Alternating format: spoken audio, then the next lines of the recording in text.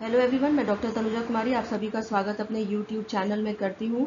आज मैं फिर से आप लोगों से करंट अफेयर्स से संबंधित कुछ टॉपिक्स करंट अफेयर्स के उसके विषय में चर्चा करूँगी। फर्स्ट टॉपिक जिसके विषय में मैं बात करूँगी यहाँ राष्ट्रपति डोनाल्ड ट्रंप के विषय में। राष्ट्रपति डोनाल्ड ट्रंप ने एमी कॉनी बैरेट को सुप्रीम कोर्ट के नए न्यायाधीश के रूप में नामित किया है। यहाँ पे मैं आप लोगों को बताना चाहूँगी कि किसी भी न्यायाधीश की नियुक्ति के लिए संसद की मंजूरी मिलना आवश्यक होता है, तभी इनकी नियुक्ति होती है। एमी कॉनी बैरेट अभी 7वें सर्किट कोर्ट ऑफ अपील्स में जज हैं। अमेरिकी सुप्रीम कोर्ट में 9 जज होते हैं। अगर किसी फैसले पर जज 4-4 की संख्या में आपस में विभाजित हो जाते हैं तो ऐसी स्थिति में सरकार द्वारा नियुक्त जज का वोट निर्णायक साबित होता है। अमेरिका के सुप्रीम कोर्ट में जजों की नियुक्ति लाइफ टाइम के लिए होती है। इनकी कोई रिटायरमेंट उम्र नहीं होती है। तो यहाँ पे ये उल्लेखनीय है कि अमेरिका के जो सुप्रीम कोर्ट है उसमें जजों की नियुक्ति लाइफ टाइम के लिए होती है और साथ ही साथ इनके रिटायरमेंट का उम्र जो होता है वो भी लिमिटेड या सीमित इसे नहीं किया गया है।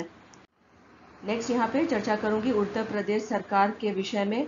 उत्तर प्रदेश सरकार के द्वारा राज्य के मान्यता प्राप्त पत्रकारों के लिए स्वास्थ्य बीमा योजना की घोषणा की गई है। इसके अंतर्गत 5 लाख का स्वास्थ्य बीमा इन पत्रकारों को प्रदान किया जाएगा। यदि किसी पत्रकार की मृत्यु कोरोना से हो जाती है तो उसके परिवार को 10 लाख रुपए सरकार की तरफ से दी जाएगी। जैसा कि हम जानते हैं अभी के पैंडेमिक कोरोना के समय में बहुत सारे पत्रकार जो हैं वह कोरोना के दंश को झेले भी हैं, उनको बीमारी हुई है कोरोना की, और जिसके वजह से उत्तर प्रदेश सरकार ने यह कदम उठाया है जो कि उल्लेखनीय है। ऑस्ट्रेलिया के विकेट कीपर एलिसा हिली ने महेंद्र सिंह धोनी के रिकॉर्ड को तोड़ते हुए विकेट के पीछे 92 खिलाड़ियों को आउट करने का नया विश्व रिकॉर्ड कायम किया है। उल्लेखनीय है कि धोनी ने 98 मैच में विकेट के पीछे 91 खिलाड़ियों को आउट किया है।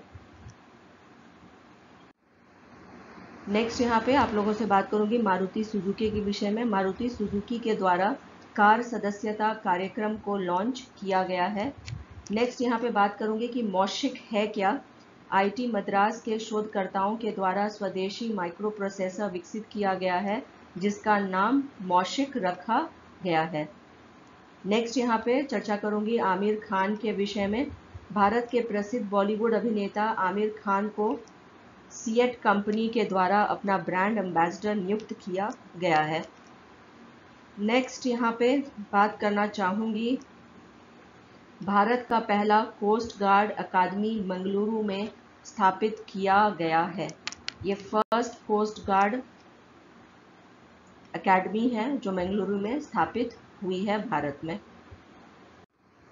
नेक्स्ट यहाँ पे आप लोगों से बात करूँगी भारतीय रेलवे के विषय में। भारतीय रेलवे के द्वारा अपने विकास और आधुनिकीकरण के लिए आईटी कानपुर के साथ समझौता किया गया है। बंधन बैंक के विषय में यदि बात किया जाए तो बंधन बैंक के द्वारा एक नया vertical emerging entrepreneurs business setup प्रारंभ किया गया है। इसमें ग्राहकों को विभिन्न सुविधाएं उपलब्ध कराई जाएंगी जिसमें माइक्रो लोन के अंतर्गत micro home loan, micro market loan और माइक्रो एंटरप्राइज लोन उपलब्ध होगा। नेक्स्ट भगत सिंह के विषय में बात करूंगी। यहाँ पे 28 सितंबर 2020 की 113th जयंती भगत सिंह की मनाई गई है। 28 सितंबर 2020 को भगत सिंह के जयंती को 113th जयंती को बहुत ही हर्ष के साथ में मनाया गया है। नेक्स्ट यहाँ पे राजस्थान रॉयल्स के विषय में बात करूंगी। राजस्थान रॉयल्स के द्वारा नया कीर्तिमान स्थापित किया गया है और यह कीर्तिमान है आईपीएल के सबसे बड़े स्कोर 224 रन का पीछा करने का। नेक्स्ट आप लोगों से यहाँ चर्चा करूंगी तेलों में मिलावट को रोकने के लिए भारत सरकार के द्वारा जो कदम उठाया गया है उसके विषय में। भारत सरकार ने तेल में मिलावट को रोकने के लिए एक महत्वपूर्ण घोषणा की है जिसके अंतर्गत 1 अक्टूबर से सरसों के तेल में अन्य तेल के मिलावट को पूर्ण रूप से प्रतिबंध इस पे लगा दिया जाएगा। बहुत सी बीमारियां जैसा कि हम जानते हैं कि तेलों में मिलावट के कारण होती है और यहाँ पे ये जो प्रतिबंध लगाया गया है तेल के मिलावट में को रोकने के लिए, ये बहुत ही अच्छा कदम भारत सरकार का है।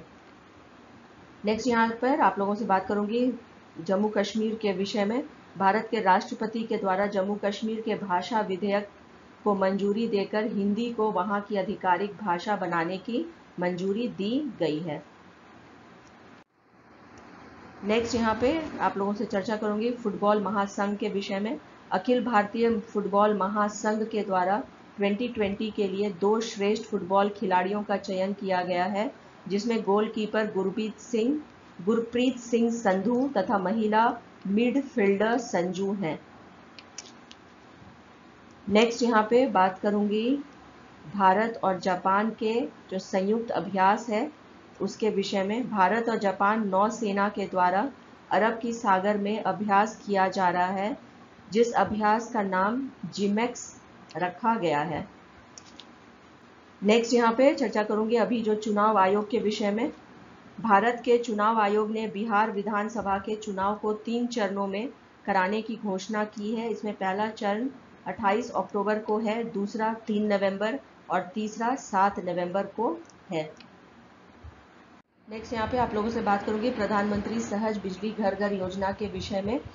प्रधानमंत्री सहज बिजली घर घर योजना अर्थात सौभाग्य का प्रारंभ किया गया है। इस योजना का उद्देश्य सभी घरों ग्रामीणों के साथ साथ शहरी लोगों को बिजली का कनेक्शन उपलब्ध कराकर सार्वभौमिक घरेलू विद्युतीकरण को प्राप्त करना है। यह योजना भारत सरकार के द्वारा जो उठाया जा रहा है घर घर तक बिजली पहुंचाने का, ये एक सराहनीय कदम है। नेक्स्ट यहाँ पे बात करूंगी पेटेंट के विषय में। वैश्विक स्तर पर सबसे अधिक पेटेंट चीन के द्वारा दर्ज किया गया है, उसके बाद दूसरे नंबर पर अमेरिका और तीसरे नंबर पर जापान है। जब भी पेटेंट की अधिक संख्या यदि हम देखते हैं तो ये दर्शाता है कि इन देशों के द्वारा जो है आविष्कार विभिन्न क्षेत्रों में हो रही है। नेक्स्ट यहाँ पे बात करूंगी आप लोगों से कि वैज्ञानिकों के द्वारा फसल के ठूंठ से खाद बनाने के लिए पूसा डिकम्पोज नामक एक जैव डिकम्पोजर तकनीक को विकसित किया गया है। नेक्स्ट यहाँ पे नासा के विषय में बात करूंगी। नासा के द्वारा खगोलीय छवियों को संगीत में बदलने के लिए एक नई तकनीक को प्रारंभ किया गया है, जिस तकनीक को सोनिफिकेशन कहा गया है। नेक्स्ट यहाँ पे ज्ञानपीठ पुरस्कार के विषय में बात करूंगी। मलयालम कवि अच्युतम नंबूतिरी को ज्ञानपीठ पुरस्कार के 55वें संस्करण से सम्मानित किया गया है। उल्लेखनीय है कि मलयालम साहित्य में ज्ञानपीठ पुरस्कार प्राप्त करने वाले ये 6th लेखक हैं। इसी के साथ अपने इस चर्चा को यहीं पे विराम देती हूँ। यदि आप लोगों को मेरा यह वीडियो पसंद आया हो तो प्लीज़ लाइक करें, शेयर करें और सब्सक्राइब करें। Thank you. Have a good day.